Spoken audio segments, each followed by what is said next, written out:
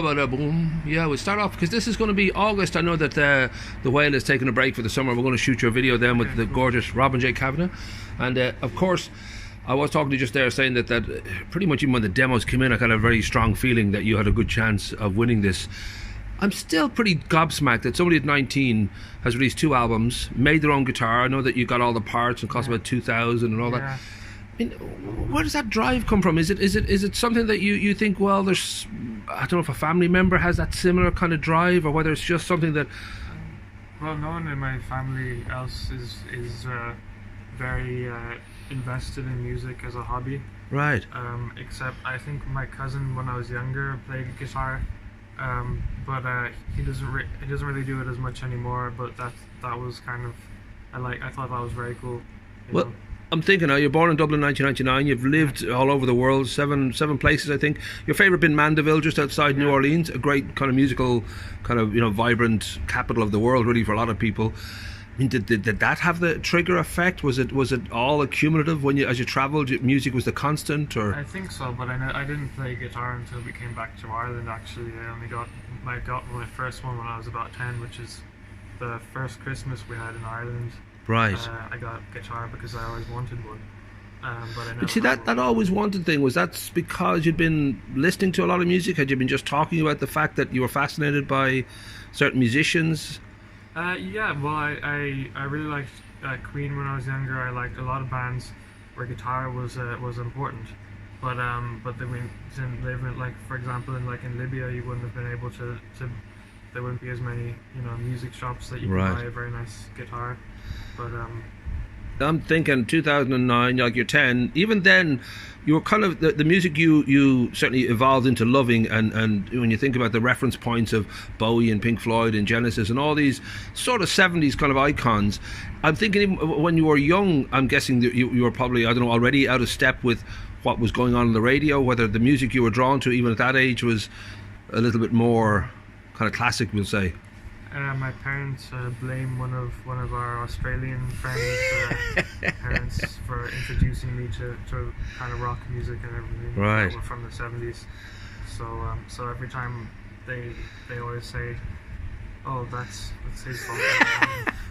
Should we name him? Because I don't know whether he'd be named and shamed or named and delighted. He should be delighted. But that idea too, that it's sort of like a vinyl era that you're. I actually collect vinyl. Right. So I have in IADT, where I go to college. I actually started a vinyl society. Okay. So nice. Well, I know that you've said before that you were kind of nervous, shy about singing. It was only when it came around to, when you did, I think it was a part of one of your transition year courses was producing a Christmas single and having that out there. And was that a huge step for you? Was it something that you genuinely had trouble with thinking about stepping into the limelight? I was never really a very boisterous person. Even from a young age, I was always very shy. And then I think it helped, as opposed to becoming more outgoing and helping me sing. I think when I started trying to sing and stuff, it helped me become more outgoing because I gained a lot more confidence. Can you remember that first step to the mic that was sort of public, that was, other people in the room? That would have been probably in school music festival they have every year, which is really cool. Was that like a jump off a cliff into waters? I don't know how it felt. Was it I don't know, was it how frightening it might have been for you? Yeah, because I sang a song that I wrote, and it was the first time I sang a song I wrote for it as well. Ah, okay. And everyone loved it, so that was a great confidence boost, so I was happy with that, yeah. Now that slow kind of build, or I don't know how slow it was, but for the next 2 years you get involved with the recording of the single, then you get the chorus you've always wanted, and are you currently on that? Is that the, and what's the name of it again? You did tell me, but... Creative music production. Right. It's at IADT and Sound Training College in Temple Bar. Okay. So... And is that something that you have a clear idea of? Well, obviously making music is a big part of your life, but is there, I'm sure parents like to think that, well, there's also a career potential if, you don't become a rock and roll god, that you... I think being in the music industry, there are a lot of stable jobs that are a lot more stable than, being a musician. Right. Purely because you can't always rely on that. It's not very consistent. Sure. So it's good to have your foot in a few different places, I guess. Well, having that skill to understand what a studio can do and obviously how to make somebody sound good, obviously is a huge plus, because I know that this guy Miller, the Swedish guy, he's the most successful kind of songwriter stroke producer of all time, because of the amount of hits between Britney and Backstreet and all these guys that he's created. There is a world now if the producer can completely make a whole industry around them. I don't know if that's sort of the area you'd be tempted to go towards as well. Yeah, well, also the more things you know about in the business, I guess the more you can do, and the more you have control over what's going on with your music. Because if you don't know any of it, then kind of people can just take your music and run away with it. Right. Well, it is more than ever, I think, the ability for the artist to control. You can be Colonel Parker and Elvis at the same time, because the internet gives you a huge amount of freedom to do, if you like, independent kind of releases, but then you're also just aware that it's no longer the record deal is the only kind of gig in town. There's all sorts of options. I mean, have you thought about your options, because you've released 2 albums, and I'm guessing that they're your own kind of releases and they're out there available, but I mean, I don't know if you've got a game plan in even in that front. I'd love to learn more about the promotion and marketing kind of area of music, because I like making music, but I don't think many people know it exists. So that's that would be nice if people knew my music existed. So I'm very interested in that whole marketing area and that kind of thing as well, the industry side of it. But also, more importantly, I like the creative stuff a lot. Now, if we can use a dreadful pun, that this Walle a sound, that you are able to make pretty much everything yourself. Obviously, when it comes to the live gig, that's a different kind of format. So you've maybe got to expand the lineup or to recreate what you can do in the studio live. So yeah, I mean, I imagine it would be very hard to play the drums and the guitar and the bass at the same time while singing. Yeah. I've seen 1 or 2 guys do it in Grafton Street, but it's never that impressive, really. Yeah, but you could go, the Daft Punk route of just being, present with your music is already largely kind of programmed, and that you are obviously interacting with it and you're playing live to it. And I think there's definitely a generation now are okay with the one guy thing, from Ed Sheeran to, as I say, the DJ just sort of reproducing what they recreated in the studio. And well, I like to use a loop pedal when playing live and stuff like that. I do like the energy you get from people actively creating music on the stage. So I'd love to play with other people.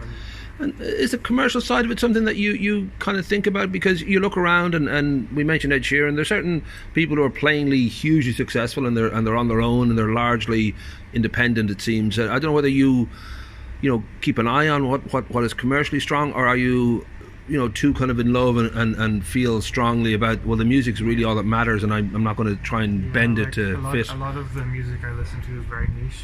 Right.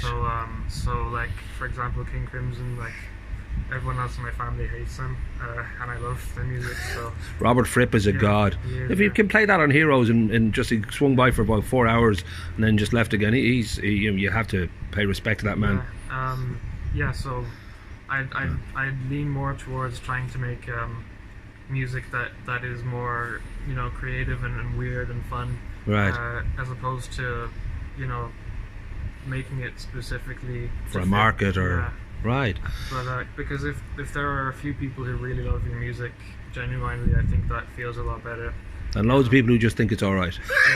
Yeah. Well, I do think it is the strength is in the fact that it's true. That you feel it, that you actually genuinely love it yourself. Now we should mention, when you performed down at Burnaby Park, you had the wonderful Emily Lappin with you. That's a new project that you're going to kind of collaborate, where you're going to work with her. She's a wonderful vocalist. Doing some recordings with her and stuff, because as I've said to many people, I don't sing extraordinarily well. I like singing, but it's also when you're playing the guitar, it's a bit more difficult. I always found it hard to do both at the same time. Right. And I love working with other people in general, because you can bounce ideas off each other, and the creative process, I think, is much faster. Right. And it's more, if you're doing something that's a bit too weird, there's someone who goes, stop. you know. Yeah. You need that. Sometimes you just need that outside perspective, just because you can get cabin feverish when you're in your own ideas and your own world for a long time. So we know that we're going to shoot the video here in August. I'm guessing, I mean, the project with Emily, would you hope to have it out this year? Is it a sort of a work in progress that you haven't decided? Right. I don't know when, to be honest. I'm never very organized in anything I do. Right. But hopefully this year, yeah. And then I'm guessing it is possible, you know, even if you are, and some of the greatest artists in the world don't high five on red carpets and run around being seen all the time. They keep to themselves. Like you think about Tom York and others. I mean, it is possible to create great music and not necessarily have to be, you know, a guy who sells it every day, trying to, you know, do a million gigs and trying to be seen everywhere.